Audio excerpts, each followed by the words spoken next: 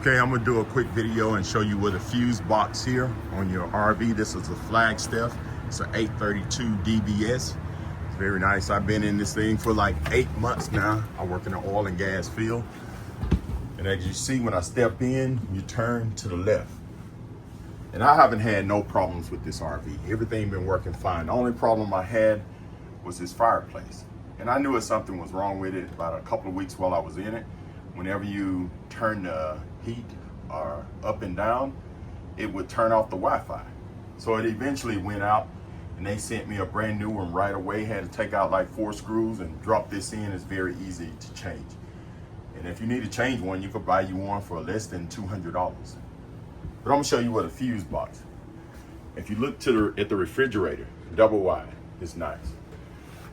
There to the right at the bottom, you have your fuse box. And only thing you got to do to open it is press here and let go, and it falls open. And as you see, you got your breakers. You got one for the gen, then your converter, your kitchen, they call it kitchen. It's the GFI, your bathroom GFI, microwave, AC, you got all, so they got them well labeled. And I run everything electric because it's included. And you see all these fuses over here for your DC. So everything run off DC, even the refrigerator. So if I lose all my power, I can run everything, the lights and everything, except the big components like the microwave, the fireplace, the AC units, and also my water heater. But I know it's a mess right here. I'm gonna clean it up. And I run everything off electric. I can use my gas if I want to. I don't want to pay for propane because electric is included. So I got electric hot water heater, and my hot water heater can also be gas.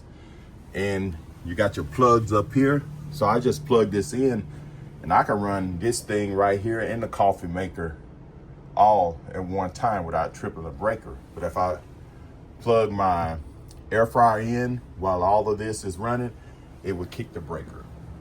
So the only thing I had to do was unplug everything. It kicks this breaker right here, the kitchen. So you just have to pull it down, pop it right back up, and unplug some of the stuff. But eventually I'm gonna take this panel off one day and just show you guys what it looks like. And I looked on Amazon, and you can buy one of these panels right here for like $160, $170 if you need to replace the whole panel if you have a problem issue going on. But this RV, like I said, I've been living in it. It's a little mess right now. I'm getting ready to go off to work. And one thing I really like, and if you're in the oil and gas field, make sure, I'm gonna turn this light on in here, you get you a washer and dryer combo set. Man, this is a lifesaver, especially in the field I'm in. I can wash every day and just put your detergent and stuff in there, go through the cycles, and this thing works great. Like when I'm doing my jeans and my shirts, I don't leave them in there. I dry them for like 25 minutes, and then you see right there, I hang them up so it won't be too many wrinkles, and you can iron it. I call this my storage room for my clothes. I iron everything, but it is a second bedroom. It has that Murphy bed. You can drop that down and it turns into a bed. Hey, but let me get on. I got to go to work. I got my printer, scanner.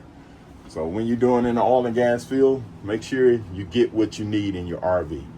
And like I said, right here, I run everything on electric.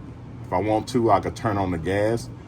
And if I keep my little water in my tank in case we lose water here at the RV park, I could just run my pump and run my water. And if it gets too cold outside, it also has tank heaters. So these are your levels. And I keep these open since I've been here for over 8 months.